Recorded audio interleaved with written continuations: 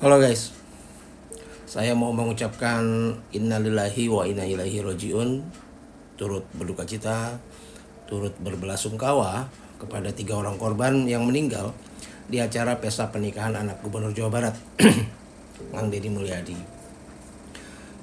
Kemarin saya sempat komen di salah satu portal berita. Itu saya komen terkait videonya Kang Deddy ya, yang bilang akan bertanggung jawab memberikan santunan memberikan biaya pendidikan dan santunan 150 juta kepada setiap keluarga yang dari korban yang meninggal ini. Lalu saya bilang, kenapa ya kok kalau memberi bantuan selalu menyebutkan jumlah angka dan jenis bantuan dan jumlah bantuannya. Lalu ramelah saya diserang di situ ya. Emang kenapa sih? Lu mesti gimana lagi? Dibantu salah, nggak dibantu salah, tanggung jawab salah ya. Ya gitulah. Jadi mereka selalu miskomunikasi dengan maksud dari apa yang saya sampaikan di komentar itu. Karena begini ya, kita banyaklah lihat video Kang Deddy Mulyadi membantu orang dan harus diapresiasi, itu hal yang bagus. Tapi kita selalu lihat juga bahwa setiap pembantu selalu disebutkan jumlah angkanya berapa. Seperti waktu ada kepala desa yang menjaminkan STNK untuk warganya yang masuk rumah sakit, lalu ditanya berapa biaya rumah sakit, saya sudah kirim sekian juta. Dan banyaklah yang seperti itu. Ya buat saya sih risih aja dengarnya gitu ya, karena nggak tahu ya, kalau kita kan diajarkan oleh leluhur kita, tangan kanan memberi, tangan kiri tidak mengetahui gitu ya. Jadi bukan tangan kanan memberi, tangan kiri koar sana sini. Ya anyways, kembali kepada berita duka tadi di pesta pernikahan anak Gubernur Jawa Barat yang menelan 3 nyawa ini. Kalau menurut saya ya,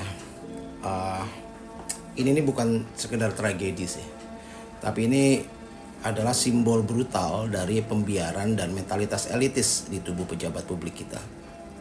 Ya bayangkan saja, ribuan warga digiring ke perayaan mewah yang katanya untuk rakyat, tapi justru yang didapat adalah resiko, chaos, dan akhirnya bahkan berujung maut. Ya di balik kemegahan acara sangat terlihat jelas betapa bobroknya manajemen, atau bahkan sangat tampak ketidakpedulian total soal keselamatan manusia biasa. Pengamanan sangat minim, pembagian makanan gratis tanpa sistem dan tanpa antisipasi kerumunan yang nyaris nol. Ini saya rasa korban yang jatuh bahkan kita lihat termasuk anak kecil dan polisi. Ini memperlihatkan betapa tidak bernilainya nyawa di tengah euforia pesta pejabat kita. Dan lebih miris lagi adalah pesta tetap berjalan dengan meriah seolah-olah tidak terjadi apa-apa. Pejabat malah berlindung di balik alasan klasik ya. Tidak tahu detail teknisnya. Sementara korban dibiarkan berduka tanpa kejelasan tanggung jawab. Saya rasa ini bukan sekedar bukan kelalaian, tapi juga bukti dari mental meremehkan rakyat kecil yang begitu nyata, yang akhirnya cuma jadi korban atas nama pencitraan. Ya meski diberikan santunan uang tunai, biaya pendidikan, saya rasa santunan uang tunai ini tidak sebanding lah dengan trauma dan nyawa yang hilang akibat arogansi dalam mengatur acara.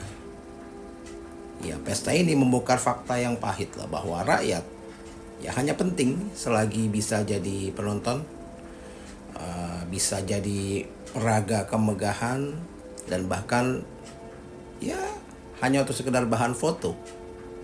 Begitu masalah muncul, maka mereka pun dengan mudah disingkirkan ke baris belakang tanpa rasa bersalah. Ya kalau tidak ada pengusutan yang jelas, penindakan dan penegakan hukum yang tegas, serta sanksi yang nyata, dan tidak adanya perubahan sikap total dari para pejabat kita serta jajaran pengamanannya, saya rasa tragedi semacam ini bukan mustahil bakal terus berulang lagi.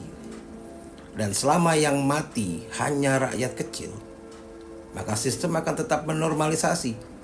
Dan ya ini hanya akan dicap sebagai ya resiko keramaian gitu ya.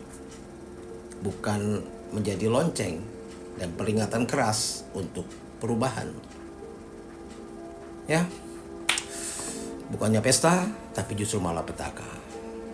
Ya itulah harga mahal dari arogansi, kelalaian, dan pencitraan kosong di balik nama besar pejabat kita.